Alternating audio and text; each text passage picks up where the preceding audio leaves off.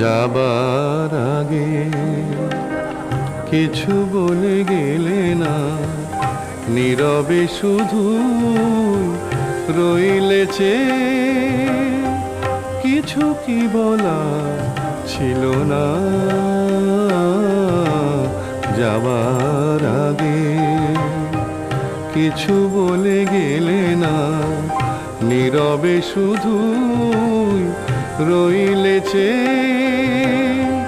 কিছু কি বলা ছিল না যাবার আগে, কিছু বলে গেলে না।